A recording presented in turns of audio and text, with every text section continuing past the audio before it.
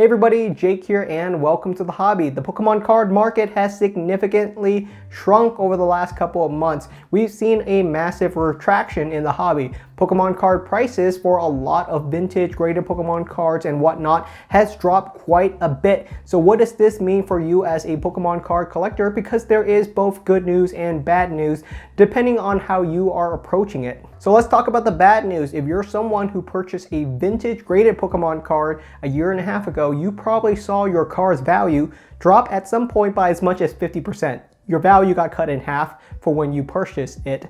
And that's the honest truth. A lot of vintage Pokemon cards have dropped in price. And I'm talking mainly about the ones that people don't really have an emotional connection to, cards they aren't really attached to inside of their collection.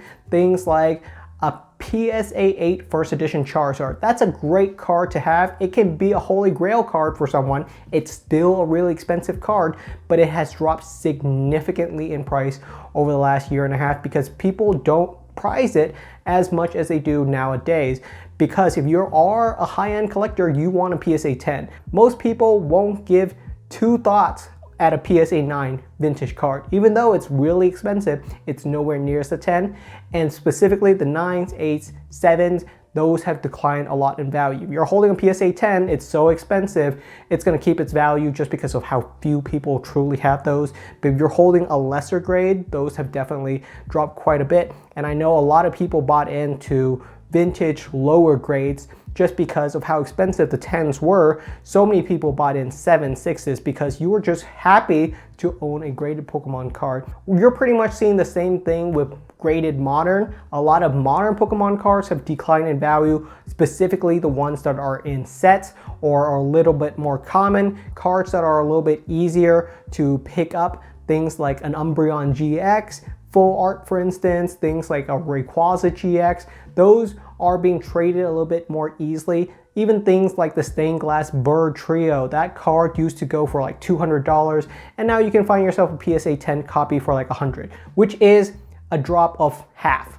That's pretty much what you're seeing. Cards that people are willing to let go, cards that people graded multiple copies of are the ones that are declining in price the fastest. The cards that most people have extra copies of, cards that they're willing to let go of. So that makes sense. So what is retaining value right now? The area of the market that is retaining the most value, and there's two areas. The first one are popular cards. These are cards that are the most in demand and are hot year-round pretty much all the time, and this market is so scarce for them that they really aren't going to decline much in value. So there's two major areas. The first one is trophy cards. These are cards that are prized cards. They're super limited in quantity. So few people have them. There's a handful of them in the world that it's not really possible for them to decline in value. If you're rich enough to own a $200,000 card, you don't need to let go of it for $100,000. You can continue to hold on to that card. It's probably sold once every 2 or 3 years, and every time it sells, it'll probably continue to climb. The other piece of the market are the popular cards. Cards like Mario Pikachu, cards like the Scream promos. These cards are really, really popular right now. People are constantly seeking after these cards and they've retained a lot of their values. I'm not really seeing a dip when you look at these cards, and that's really just because as of right now, they are really popular. People are constantly chasing after these cards, and the thing that is important about these cards is they're attainable. They are expensive, but they're not trophy cards level of expensive. They're a couple of $1,000s or a couple of $100s, which in all honesty is a lot of money, but it's in the realm of possibility. And I think that's really important for a lot of people. And so some people are treating these as their prize cards, their trophy cards, their holy grails, just because they can collect them. They can display them without having a heart attack because, oh my goodness, who wants to display a $200,000 trophy card on their shelf? Because that's ridiculously expensive. So a $1,000 card, yeah, you could display that and it's gonna look great on your shelf, and you can even brag about it to your friends and family who comes by about what a big nerd you are. So those are the areas that are retaining a lot of values right now.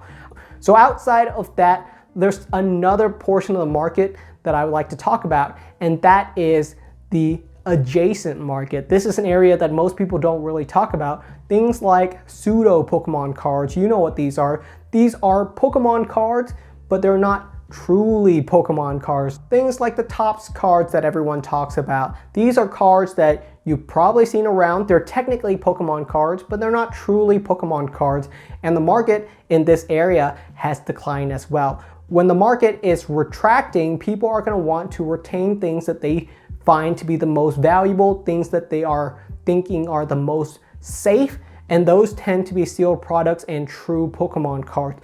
So the adjacent market, like the Topps cards, are definitely declining in value. And at the same time, we're also talking about other Pokemon collectibles, things like plushies, things like the skateboards, things like the Daniel Arsham sculpture and the Seiko watch. These are things that you might not even know existed, but there's a bunch of Pokemon collectibles that are not Pokemon cards, and these have also declined significantly in value. In some places, the market has cut by as much as 60 to 70%, which is astounding in terms of a drop for collectibles in general, just because when people are trying to retain as much value in their collection as they can, they're going to let go of things that they find to be the least valuable. And these are the things that are going to decline the most rapidly in price.